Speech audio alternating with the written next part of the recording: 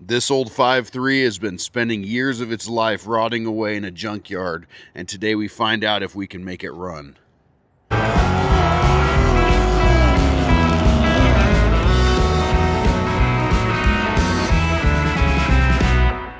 All right, guys, here's the deal. This is a Junkyard 5.3 engine that we pulled out of a Cadillac Escalade at the local U-Pull-It lot.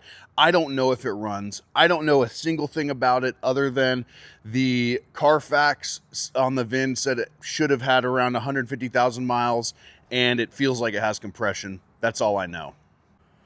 We don't have a fancy run stand or anything like that. We're just going to build it on this pallet, and we're going to wire it up with this Amazon harness and this P01 ECU that I picked up for it, and this $25 fuel tank that I bought locally off Marketplace. I went ahead and ordered a $50 fuel pump, and it came with the pigtail and everything. So, guys, let's see if we can get this thing to rip. The main reason I want to do this is because I want to know if this engine's a runner before we go through the hassle of putting it inside the C10. The best part about it is this engine does come with a warranty, and if it doesn't have oil pressure, or if it has a knock, or if it just doesn't sound right, I can take it back, grab another one, and then put it right back on this pallet and fire the next one up too. Basically, guys, it's either going to work or it's not. All right, guys, well, I am wrapping up for the day, and I'll let you know we did get it fired up, and I'm going to just go ahead and play the video for you guys right now.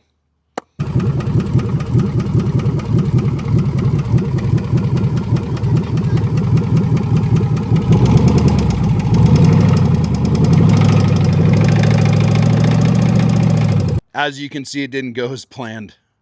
Bummer, but that's part of the deal when you buy engines from a junkyard. So let me turn this camera around real quick. So this 5.3 was supposed to be a guaranteed runner. I guess it did run, but it was a little clanky when she was running. But the good news is there's a warranty, and I will be swapping it out in the morning. Look, guys, I wanted to make this stand because of this right here. I wasn't sure if this was going to be a good running engine or not, and I really just needed to find out. But let me show you guys what I did. I didn't make a video going through the whole run stand build because I think it's kind of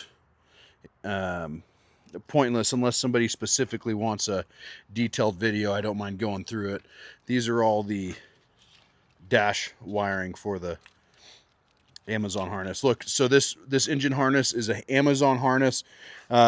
They work just fine. The biggest differences you're going to see between these and like a BP harness or any of the nicer stuff is just the layout and fitment. You can buy these harnesses and run them all day long with no issues.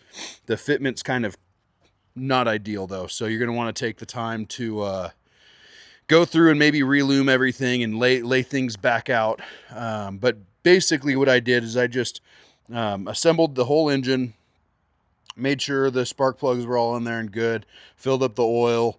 I didn't change the oil filter, kept the old oil filter on. I was just going to pop it off for a minute or two. Plugged everything up.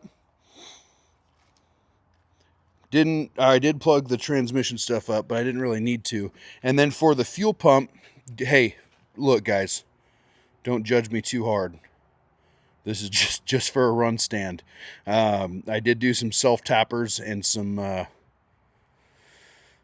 welding rod to fasten that hat down. I'm not the most proud about that, but it'll work for this little run stand. Anyways, went into a PQY fuel pressure regulator and hit about 45 psi all the way to the fuel rail. Plugged it all in. ECU, unlocked ECU right there. The oil pressure was over 40 psi cold, but the rod knock, as you guys heard, was just out of this world. But this is my simple run crate.